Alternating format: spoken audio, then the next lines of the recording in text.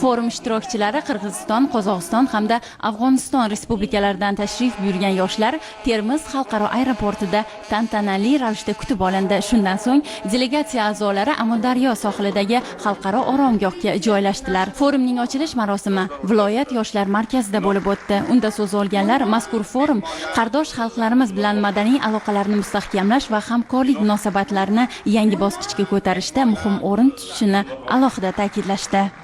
Qirg'izistondan atanan O'zbekistonda yoshlarına, bizden ağaylarımızga, Surxondaryo oblasına cho'ng salom olib keldi.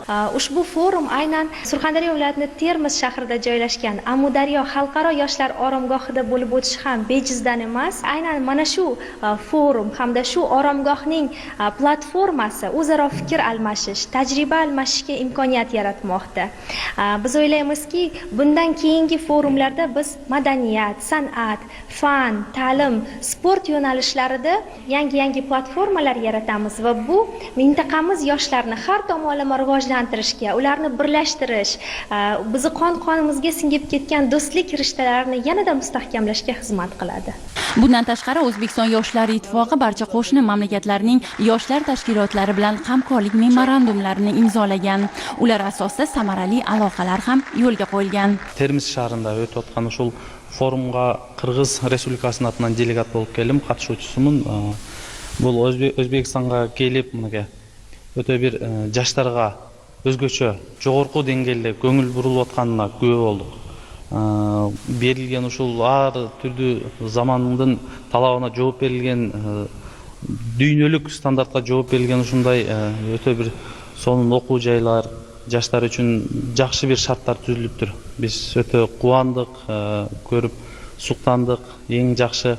Бул да болсо ушул Өзбекстан Республикасынын мамлекет башчысынын жаштарга өтө бир жакшы деңгээлде көңүл буруп атканын белгиси деп билебиз. Бул жердеги лагерь болсо бардык шарттары бар экен. Айта кетчү нерсе эң бир өзгөчөлүгү бул эл аралык деңгээлдеги лагерь экен. Forumdan ko'zlangan asosiy maqsad yosh liderlarning xalqaro muloqot maydonini yaratish va kengaytirish, o'zaro tajriba almashishga qaratilgandir. Tabiiyki, samimiy muloqotlar davomida faol yoshlar yurtimizda amalga oshirilayotgan yoshlarga oid davlat siyosati doirasidagi ishlar bilan tanishish asnosida o'z mamlakatlaridagi imkoniyatlar bilan ham o'rtoqlashmoqda. Forum, достық форумы орталық Азия елдерінің өте тамаша басталды, жоғары деңгейде. Біз қуаныштымыз бұндай форумға келіп, басқа түркі тілдес мемлекеттің жастар ұйымдарымен танысып, олардың жұмыстарымен танысып, тәжірибе алмасып жатқанымыз үшін. Себебі бұндай жастардың алаңы әрбір елдің дамуына өз үлесін қосады. Себебі әрбір елдің болашағы ол жастарда. Afg'on yoshlarini biriman. Forumga men qatnashganimdan juda ko'p xursandman. Bu uchunki O'rta Osiyodagi mamlakatlar, xalqlarimni, do'stlarimni ko'rgandan, ularni tanishganimdan juda ko'p xursandman va bu uchunki bizning dinimiz, bizning mazhabimiz, bizning millatimiz, bizning yuragimiz bir va bizning bobolarimiz, ajdodlarimiz hamma o'sha o'tmishdan, shu avvalgidan bular bir bo'lgan. Bu mamlakatlarda yoshlari harakat qildik. Yana biz shu bobolarimizni, shu ajdodlarimizning do'stligini mustahkamlab, ularni poyador qilaylik. Xalqaro forum ishtirokchilari Termiz shahridagi muhtasham san'at saroyida viloyat musiqali va drama teatri ijrosidagi Ayol qasidasi nomli spektaklni tomosha qildilar. Ta'lim va turizm deb nomlangan navbatdagi kun ishtirokchilarning turli mavzulardagi ma'ruzalari bilan boshlandi. Xalqaro forumda yoshlarga oid davlat siyosati borasida amalga oshirilayotgan ishlarni kengroq bayon etishga bag'ishlangan ma'ruzalarga keng o'rin berildi. Qozog'iston delegatsiyasi vakilasi qilgan prezentatsiyasi menga juda ma'qul bo'ldi. Chunki ularda Nur O'tan partiyasi qo'shida Jaz O'tan nomli yoshlar qanoti faoliyat yuritgan. Bu partiyadagi yoshlar qanotining faoliyati bizning yurtimizda faoliyat yuritayotgan partiyalar faoliyatiga juda ham yaqin ekan. Bundan tashqari, ularda Qozog'iston yoshlari ham ayni paytda ingliz tilini qizg'in ravishda o'rganayotgan ekan. Aytish kerak, har bir delegatsiya vakilining berib o'tgan ma'lumoti o'ziga xos va dolzarbligi bilan ahamiyatli bo'ldi.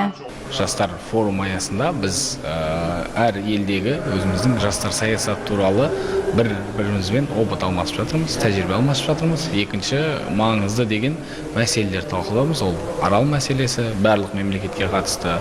Одан кейін барып жастар саясатында қандай маңызды мәселелер бар? Инновация, технологияны игеру, IT блоктар бар. Жалпы әр өңірде, әр мемлекетте қалай жүзеге асып жатқандығы туралы, Өзбекстанның негізгі жаңа бір жобаларын Қазақстанға алу, Қазақстанның мықты жастар саясаты жобаларын Өзбекстанға беру, немесе Қырғыз мемлекетінен, Тәжікстаннан, Ауғанстаннан келген жалпы қай елдің жастар саясатында мықты жобалар бар, соны өзіміздің өңірде енгізу бағытында үлкен бір талқылау жұмыстары жүріп жатыр. Ayniqsa afg'onistonlik yoshlarning ma'ruzasi forum qatnashchilari hamda kuzatuvchilarida alohida qiziqish uyg'otdi. Men xohladim shu Afg'oniston haqida qisqacha ma'ruza qilaylik. Afg'oniston bizlarni internet orqali ko'rgan Afg'oniston emas. Internetga ko'rish masalan qurol bor, avtomobil, bular yoshlarning qo'liga emas. Bizlar aytmoqchimki, Afg'oniston faqat yoshlari ilmga chanqoq, xalqi ilmga chanqoq.